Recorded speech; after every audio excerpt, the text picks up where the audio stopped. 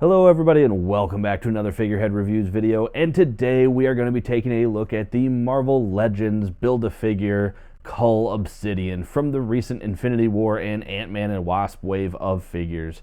Here we have Cull Obsidian displayed in its various pieces next to the figures that come with each piece. So you have Thor with an arm, Black Widow with his torso, Ant-Man with a leg, Wasp with his head, Malekith with the other leg, and the Black Knight coming with his arm, and of course that big hammer. So very cool looking. Let's go ahead and get this put together, and then we're going to get a better look at Cull Obsidian.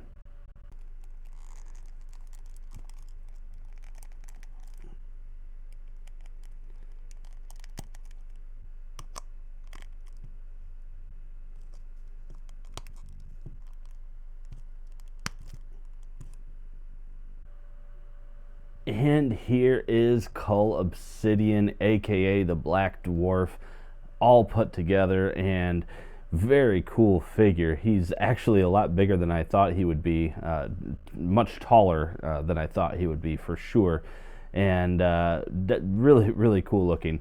I will say I had a little bit of problems with this arm here. I really had to push it in. It actually came off after I put it on, and his head was kind of weird to put on as well. So take your time with it to put it together.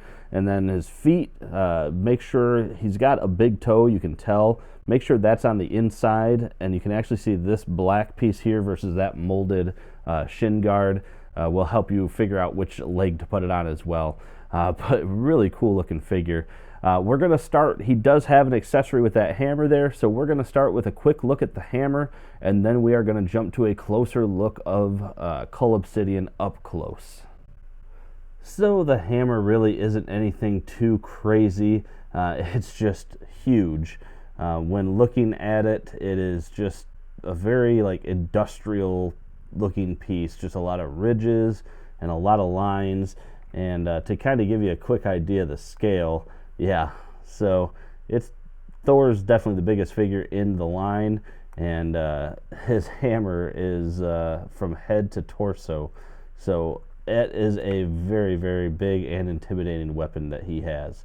But cool. Let's go ahead and get a better look now at Cull Obsidian.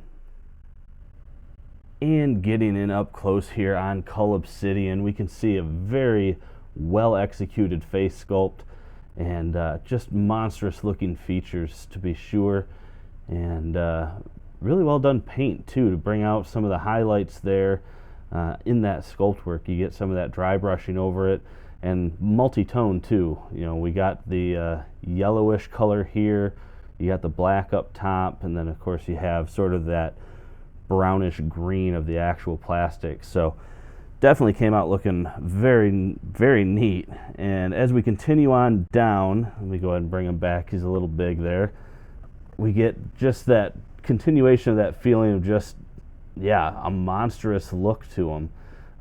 You have that same multi-tone, so that same yellowish to black, and that continues on in various places. And look at that spine, that is awesome looking work there. And then going down, got a crazy looking ab, little belly button almost. It does look like the sculpt work kind of stops there near the top, but it's not too bad. And then going down, so he's got this hand, which I think can hold the hammer. I didn't try, but you can see this hand is a bit wider. So they are different sizes, not sculpted the same.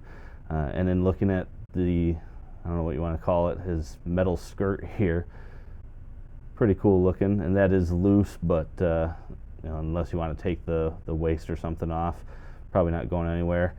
And I feel like he doesn't have as much going on with the legs as he does with like the arms and the body. It's very minimally sculpted, which isn't necessarily a bad thing. He's got these big knee pads here, and then on his shins, I had mentioned, you got a shin protector over here and then not over here. That's one good way of telling which leg is which.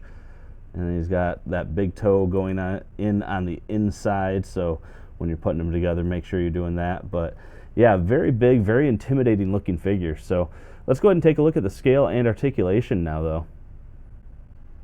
And looking at the scale of this monster, we can see that Cull Obsidian is coming in almost at 9 inches tall. Definitely a towering build-a-figure. As far as his articulation, you got a head that can go all the way around, can look down fairly far, can actually look up pretty far. He's got a arms that only can go up that far due to those arm spikes, but he does of course have full rotation. He does have a bicep swivel, single jointed elbow, and then he does have rotation as well as a hinge. Now on this hand, the hinge is up and down this way, so that's, I believe, his hammer hand. And then on this one, it is a hinge towards the traditional way we see the hinges on the back side. He does have this diaphragm joint, which gives him pretty good rotation there, as well as a decent ab crunch forwards and backwards, actually. Get his arm a little bit out of the way there.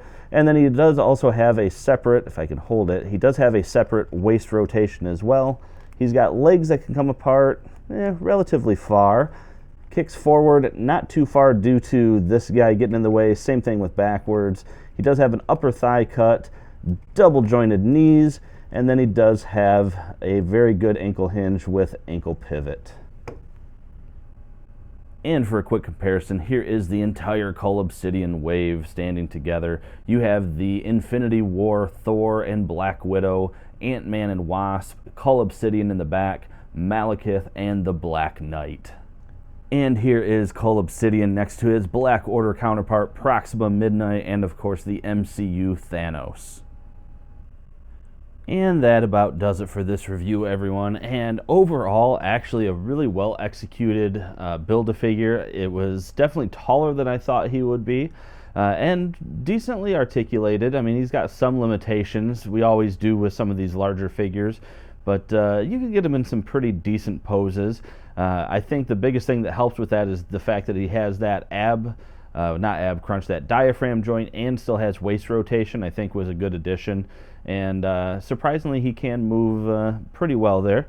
But again, worth picking up. The entire wave actually wasn't that bad. I think it was nice that we got some rounded out MCU characters. The Malekith and Black Knight, to me, are kind of the two duds out of the group. But yeah, I don't know. I was glad to get those figures, but I just don't know how well they were executed.